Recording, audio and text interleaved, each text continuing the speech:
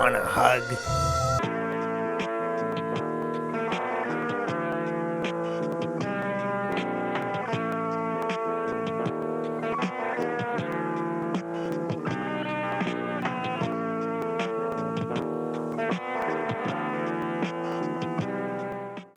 Welcome back to Closet Star Wars Freak. In this episode, we're going to be making some modifications to troopers. I recently picked up these two, and they're both the kind that have the removable helmet and head.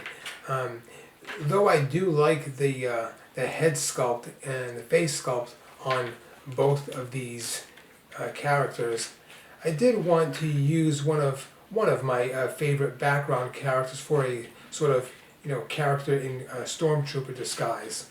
So I think I'm going to go ahead and use Djas Puhr. I know some people pronounce it Djas Puhr or Djas Puhr, but it's kind of like Jasper. He's a character that most people don't even know about. He's easily overlooked cantina creature, and looks like he would probably be more comfortable in a Star Trek episode than a Star Wars movie. But the reason why I'm using him, other than the fact that I think he's got a really cool face and head sculpt, is his jawline and the curvature to the back of his head is going to make a perfect starting point for modifying for a ball head. That way we've got full articulated head movement versus just a swivel. All right, let's get started. You already know that you have to boil some water and let your figure soak in it for a few minutes before popping the head and hand on whatever limbs you want to use. I'm only going to be making modifications to the hands. The body I will use for a backup custom figure, and the head, of course, I will use on the trooper. I've already gotten started with the drilling, as you can tell by all the plastic bits, but I'm using this little mini grinder that I picked up at Fred Meyer in this really sweet little set, Herd Hardware, but he can use it. And this thing is actually pretty sweet, and I'm going to go ahead and start off with that smallest drill bit and work my way up. I don't want to damage the head, so I'm going to create a little buffer. Put his head back in there, kind of vise him, hold it tight. And here's your little drill. You can tell that I've already started this bit. The hole's pretty big. Again, I just start up with the smallest bit, make a little thin hole, and then work my way up. Once I get to a point where the hole is seemingly big enough to fit onto the ball mount, I like to do a couple of little tests and see exactly how much more I need to drill. At this point, all I'm doing is just taking that X-Acto and just sort of cleaning up the edges, the rim, and getting rid of any kind of debris that might be in there. I like to have it as smooth as possible for testing it on the ball head. Here's my little buffer, the thing that I use to sort of like smooth it all out. And taking a quick little close-up to it, you can tell before I took the X-Acto and just sort of cut along the jawline, you can see how that's nice. It kind of just like tapers off in the back between the ear and the jawline. You can see it's still got a little bit of rough edges, but I can clean that up. At this point, I probably had already done this 3 times, and so this is probably the final touch, and I think it looks pretty good at this point. Neck not looking too long and whatnot. So again, if you do go too far down or too far out, there are ways to correct for that, but I'm not going to discuss that in this video. So at this point, I had already modified the hand, and you can tell I just sort of took the X-Acto and tapered them off to a point. Even so, it was still a little too tight for my taste, and at one point even the original hand broke off on me, and so I had to make some modifications to the arm of the trooper using the drill bit. Regarding the hand, you can see right about this little lip. From that point on, to the end there, it just sort of broke off, and I had to recreate it. And I'll show you how I did that. Took an old Bandai X-Wing model kit plastic bit and just sort of did some plastic welding. Stuff smells toxic, so be careful. Nope, a little bit lighter than that, a little bit lighter. Here you go. Just lightly, gently tug at it. You get it at the right length. And what you want to do is just, once you get it the right length, just let it cool off. The stuff hardens almost immediately. Once that's sort of hardened up a bit, I went ahead and then grabbed the original hand and just sized it up, eyeballed it, and right where the right diameter of the plastic would, just cut it and crazy glued it. And here we have the final products.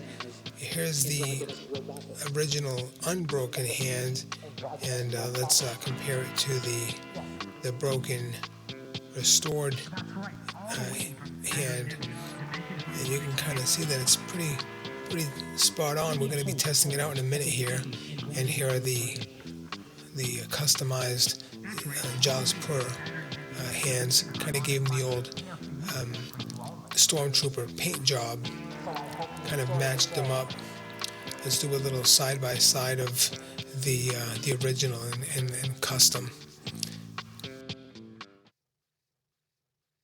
I had to take that drill and lightly open up that groove.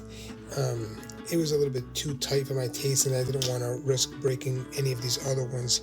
So let's try the original ones first. Okay, so the key thing is you don't want it to be super loose, but not so tight.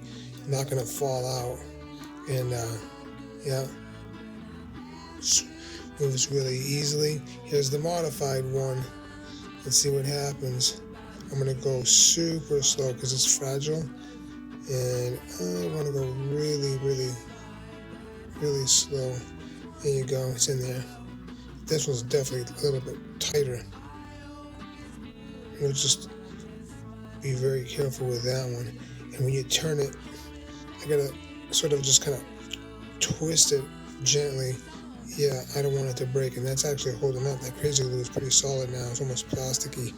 Plastic wool would be great. All right, and then how about the modified one? That one's really easy to come off.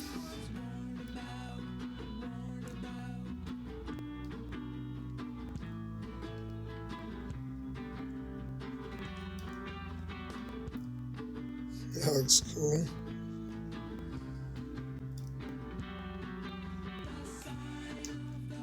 That one snaps in it really nicely. So that is pretty legit.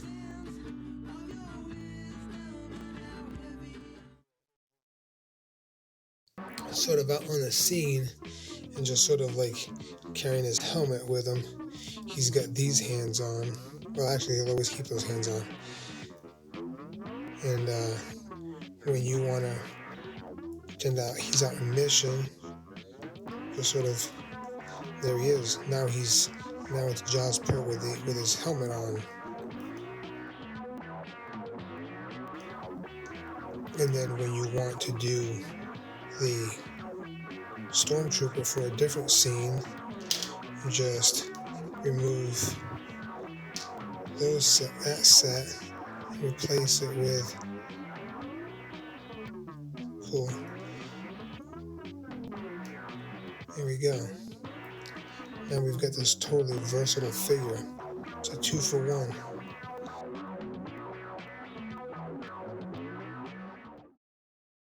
I hope you enjoyed this episode of customizing a swivel head into a ball head.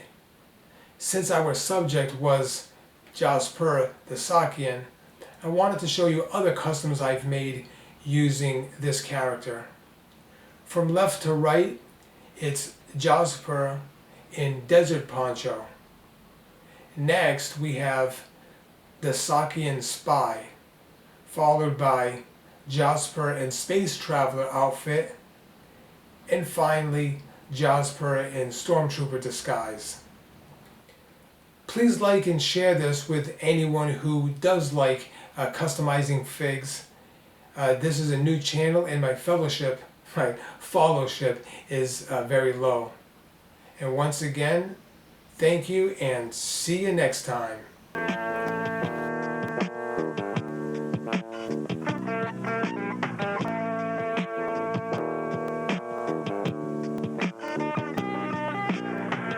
are the wonderfully terrifying tales of the platypus duck phase.